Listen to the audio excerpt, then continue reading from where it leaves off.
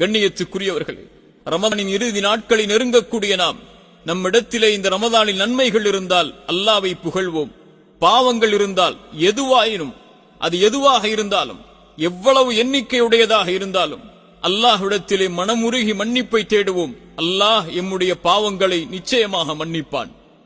இரண்டாவது அடிப்படை, ரமதானில் செய்த அமல்கள் அல்லாஹ்விடத்தில் அங்கீகரிக்கப்படுமா என்ற பயம் உள்ளத்திலே இருக்க வேண்டும். ஒரு அடியான் எந்த ஒரு செயலை செய்தாலும் அந்த செயல் அல்லாஹ்விடத்திலே அங்கீகரிக்கப்பட வேண்டும் என்ற ஆதரவும் பயமும் அவன் உள்ளத்திலே குடிகொண்டிருக்க வேண்டும். ஒரு முறை ஆயிஷா ரலியல்லாஹு அன்ஹா அவர்கள் அல்லாஹ்வின் தூதர் ஸல்லல்லாஹு அலைஹி வஸல்லம் இடத்திலே ஒரு குர்ஆனுடைய வசனம் சம்பந்தமாக கேட்கிறார்கள்.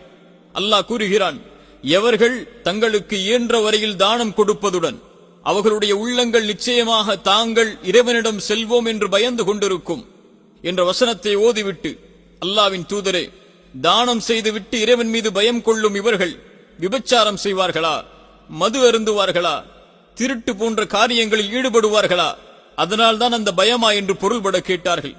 அதற்கு அல்லாஹ்வின் தூதர் ஸல்லல்லாஹு அலைஹி வஸல்லம் சொன்னார்கள், அப்படி அல்ல சித்தீக்கின் மகளே, அவர் தொழுவார், நோன்பை கடைபிடிப்பார், தானம் செய்வார், அதே நேரத்தில் இந்த செயல் அல்லாஹ்விடத்தில் ஏற்றுக்கொள்ளப்பட வேண்டும் என்று பயம் கொள்வார் என்று சொன்னார்கள்.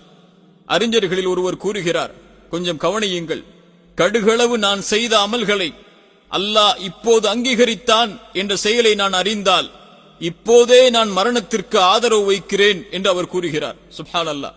அல்லாஹ்விடத்திலே நம்முடைய செயல்கள் அங்கீகரிக்கப்பட்டிருக்கின்றதா? நாம் வைத்த நோன்புகள், நாம் ஓதிய குர்ஆன், நாம் நின்று வணங்கிய தராவீஹ், இது போன்ற வணக்க வழிபாடுகளை நாம் செய்து முடித்து விட்டோம். அல்லாஹ் அதை அங்கீகரித்தானா?